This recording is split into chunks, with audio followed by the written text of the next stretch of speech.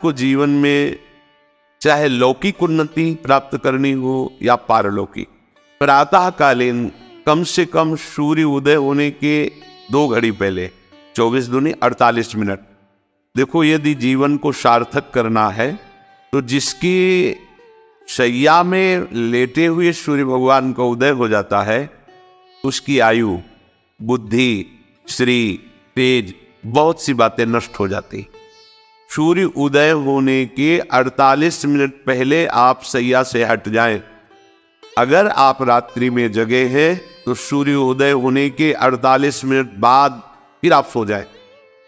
लेकिन वो जो बीच का समय प्रातःकालीन संध्या भुवन भास्कर भगवान पधार रहे, वो आप सो रहे हो, तो आपकी आयु, आपका वैभव, आपकी बुद्धि, ये सब नष्ट होने लगती है, पता नहीं चलता। लोगों देखो कहाँ तेजवान चेहरे दिखाई दे रहे, खूब तो सब खा पी रहे हो, खाने पीने क्या तेज एक अलग होता है, भागवती तेज अलग होता।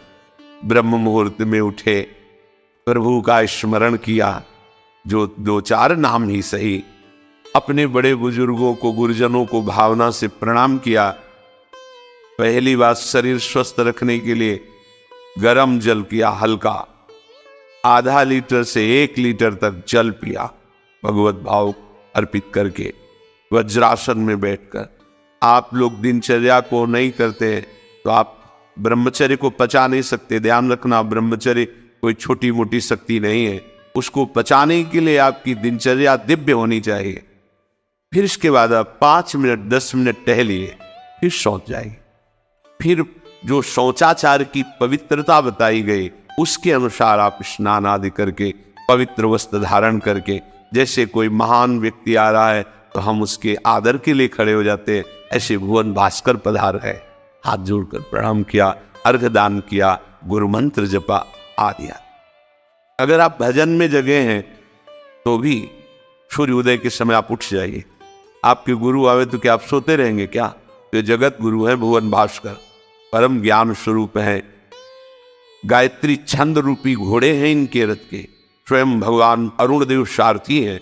और भगवान पीछे वर्णन किए, मैं ही सूर्य रूप से जगत को प्रकाशित करता हूं और ताप के द्वारा जल को सोख कर मैं ही वर्षा कराता हूं। अगर आप थोड़ा भी शरीर स्वस्थ रखना चाहते हैं तो जैसे नियम से भजन वैसे व्यायाम आवश्यक। सबसे प्रार्थना है, ये दवाइयों के बल पर जीना बंद करो। शरीर में जितनी आवश्यकता जल की है, अगर उतना नहीं जाएगा तो आपकी एसिड बनेगी, फुंसियां निकलेंगी, कब्ज बनेगा, कई परेशानी। ये शरीर है, ये एक गाड़ी है, कोई सच्चिदानंद नहीं है। उचित आहार, उचित जल, व्यायाम के लिए कुछ समय नहीं। और भी 10 दिन बीमार पड़ोगे फिर देखो, आप कहते समय नहीं।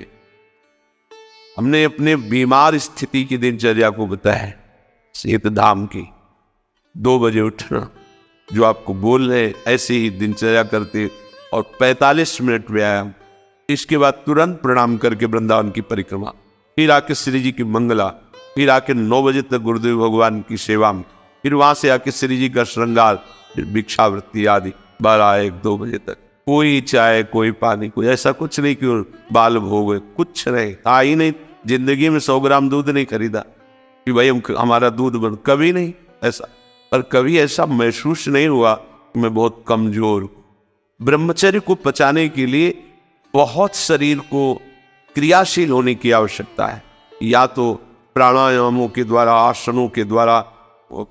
अब ना आसन है, न प्राणायाम है, न व्यायाम है, और फिर क्या, कैसे भावना आपकी भगवत भावना बनेगी? एक प्रमाद स्थिति, एक छिन्न भिन्न खिन्न स्वभाव नहीं बात। अध्यात्म का साधक जो होता है, नवीन खिला हुआ कमल जैसा, वो जैसे कमल खिला होता है ऐसे खिला रहता है। क्यों? हर समय चिंतन सही, आचरण सही, सब कुछ सही। जो भगवत भावना विहीन जीवन है वो मुर्दा जीवन है। जिन हरि भगति हृदय नहीं आनी, जीवित सब समान ते प्राण। वो जान नहीं रहे, मुर्दे जैसा जीवन। क्या जीवन? वही गंदे भोगों को भोगना, उसी का चिंतन करना और भोग भोगने वाले शरीर को स्वस्थ रखने के लिए विषय सामग्री इकट्ठी करना, इसके बाद मर जाना। बोलो इसके अलावा और क्या है? ये बनाया वो बनाया वो बनाया, जरा सा हिला पूरा का प्रांत नष्ट हो गया। क्या है इसमें? शाश्वत क्या है? हृदय को तसल्ली तब दो जब नाम चले राधा। दिनचर्या ही नहीं बन पा रही है आज के नए समाज की, दिनचर्या ही नहीं बन पा रही, भगवत भावना ही नहीं है। देखो, अगर परिवार में रह करके आप भगवत भावना नहीं करते तो सब परिवार में रहकर आसक्त हैं और सब दुर्गति को प्राप्त होते हैं। जब तक भगवत भावना नहीं है तब तक सब अविधि पूर्वक है। मान लीजिए सब अविधि, विधि भगवत भावना है। कुछ भी, किसी से भी, कोई भी, बस भगवत भाव, वही आनंद का अनुभव हो जाएगा। कभी कभी मंत्रों का ज्ञान नहीं होता, पूजन की सामग्री शुद्ध नहीं होती, भाव शुद्ध नहीं होता, इसलिए उनका पूजा सेवा आगे चल करके फल प्रदान नहीं कर पाता।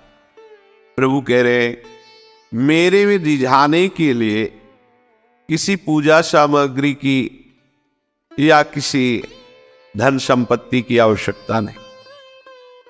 पिता को बस इतना ही चाहिए कि वो अपनापन करके दौड़ के उनकी गोद में बैठ जाए, बस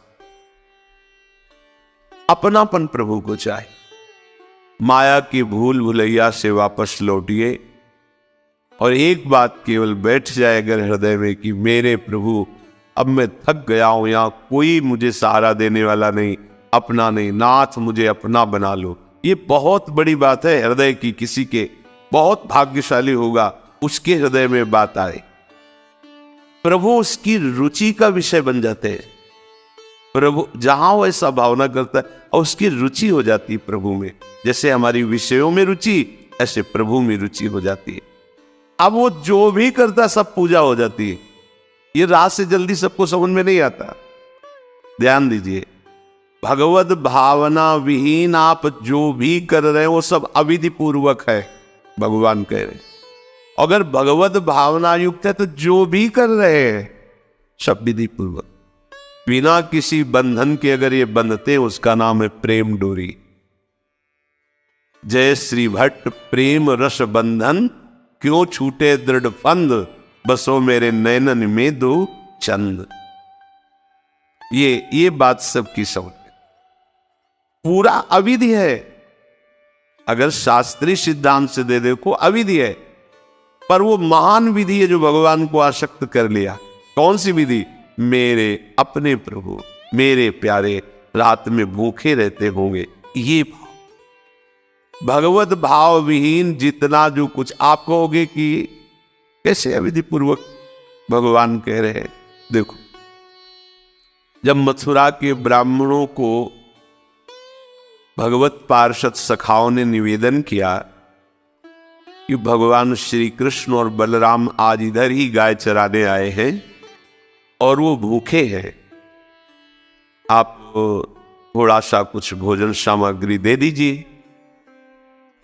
वैसे देखा कि ग्वारिया है, बात ही नहीं की, अधिकारी ही नहीं समझा, बात का अधिकारी नहीं समझा। ऐसा नहीं कि इनको पता न चला हो कि भगवान का अवतार है, क्योंकि जब भगवान अवतरित हुए तो सबको पता था कि भगवान अवतरित हुए हैं। प्रायः सब जैसे वायु शीतल चलती तो सबके अंगों में लगती है, इसलिए महान प्रकृति उल्लसित होकर नृत्य कर रही थी आनंद में जब भगवान का प्रादुर्भाव हुआ। और उन्होंने बाद में स्वीकार किया कि मैंने महापुरुषों से सुना था कि भगवान पधारे हैं, पर मेरा कितना दुर्भाग्य कि वो स्वयं यज्ञ भोक्ता भगवान स्वयं समस्त यज्ञों की भोक्ता मांग रहे और वो यज्ञ करने वाले ब्राह्मण अनादर कर रहे हैं। हुई ना विधि। और उन्होंने स्वीकार किया है कि मुझे चारों वेदों का ज्ञान है, गायत्री का अनुष्ठान, त्रिकाल संध्या, जितना भी शास्त्रीय सिद्धांत सब पालन करता हूं, पर सबके लिए उन्होंने एक शब्द प्रयोग किया, धिक्कार है मेरे ज्ञान को, धिक्कार है मेरी पवित्रता को, धिक्कार। स्वयं यज्ञ भोक्ता भगवान मांगे और हमने बात भी नहीं की। पर अहो भाग्य हमारे कि हमारी पत्नियां ऐसी निकली जो हमारी बात बन गई, भगवत साक्षात्कार करने वाली। वहां कौन सी विधान का पालन कर रही? एक ही विधान केवल, अपने श्याम सुंदर मेरे प्रभु। प्रभु की चर्चा सुनकर प्रभु में आसक्ति हुई, आसक्ति ने प्रभु का साक्षात्कार करा दिया। भगवत भावना विहीन बड़े से बड़ा कार्य प्रभु को बिल्कुल पसंद नहीं। दुर्योधन ने दुशासन के महल में ऐसी भोग सामग्रियों का रचना करवाया था कि देवराज इंद्र भी ललचा जाए, और मूल उद्देश्य था कि श्री कृष्ण को रिझा लेंगे, अपने पक्ष में कर लेंगे। प्रभु ने उनसे वार्ता जब संधि की तो उन्होंने कहा कि बिना युद्ध के 5 गांव की बात क्या, सुई के अग्रभाग भी नहीं दे सकता, सुई के अग्रभाग भर भी जमीन नहीं दे सकता।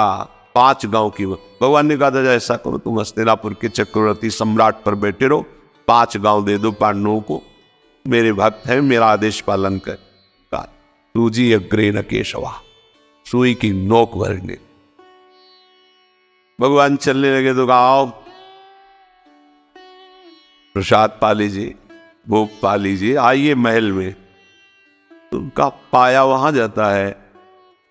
यदि पवाने वाले में प्रीति हो या पाने वाले को मिलता न हो, बहुत भूखा हो, मेरे को भूख नहीं है, तेरे में प्रीति नहीं है, चल दिए भगवान। भगवान उधर गए भी नहीं, और गए का भगवत भाव भावित विदुर जी के घर, वहां मांग करके छिलके पाए। देखो छिलके पवाना विधि है, अविधि है।